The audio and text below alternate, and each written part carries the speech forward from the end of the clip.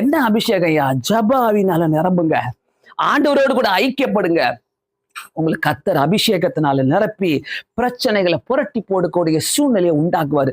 உனக்காக சில சூழ்நிலைகளை உண்டாகும். சில நேரங்களில ஆண்டவர் நம்முடைய வாழ்க்கையில பேசும்போது அநேக காரியங்களை நமக்கு உணர்த்தி காட்டிக்கொண்டேதான் இருக்கிறாரு. இன்னைக்கும் காட்டிக்கொண்டேதான் இருக்கிறாரு. இதை நான் எப்படி எடுத்துக்கிறேன்?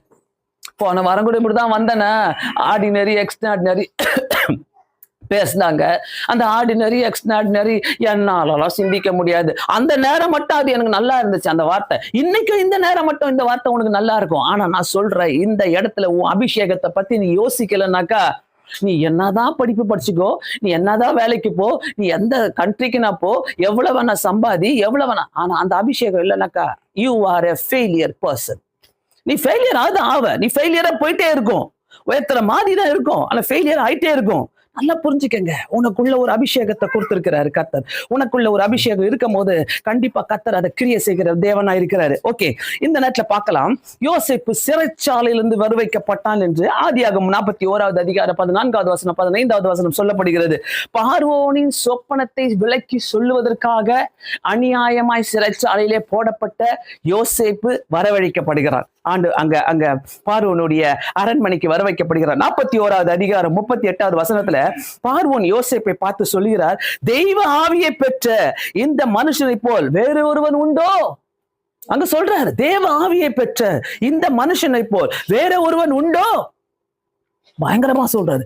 பார்வோனுக்கு ஒன்னும் தெரியாது, பழகுனது கிடையாது, யோசேப்பை பத்தி கேள்விதான் பட்டான். ஆனா அவனுக்குள்ள இருக்கிற தேவனுடைய ஆவியை இவன் எப்படி உணர்ந்தான்? மங்களகரமான வார்த்தையை பேசினாரு. அங்க யாரு? யோசேப்பு பேசினாரு. யான் அல்ல, என் தேவன் அதை உங்களுக்கு காட்டியும் கொடுப்பார். அதன் பிறகு நாட்டை ஆளுகிறதுக்கு ஒரு அதிகாரியாக உருவாக்கப்படுறான். அந்த இடத்துல சிறைச்சாலையில் இருந்து வரப்படுறான், சொப்பனத்தை விளக்கி சொல்றான்.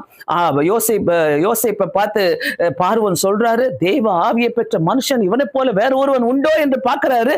ஆனா அந்த அவனுக்குள்ள இருந்த ஒரு அபிஷேகம், அங்க இருந்த பயத்தின் ஆவியையும் அங்க இருந்த சந்தேகத்தின் ஆவியையும் அந்த சொப்பனத்தை விலைக்கு சொல்ல முடியாத காரியத்தின் ஆவியையும் ஒரு யோசேப்பு வந்து, ஆவியை பெற்ற யோசேப்பு வந்து அந்த இடத்துல நிலைமையை புரட்டி போடுகிறாருங்க. யோசேப்பு யாரியா? வயசான தாத்தா? ஹலோ, வயசான தாத்தா? இங்க இருக்கிற ஒவ்வொரு வாலிப பிள்ளைகளை பார்த்து கேட்கிறேன், ஒவ்வொரு வாலிப எங்க உன் அபிஷேகம்? யோசேப்பால செய்ய முடியுதுன்னா ஏன் உன்னால செய்ய முடியல?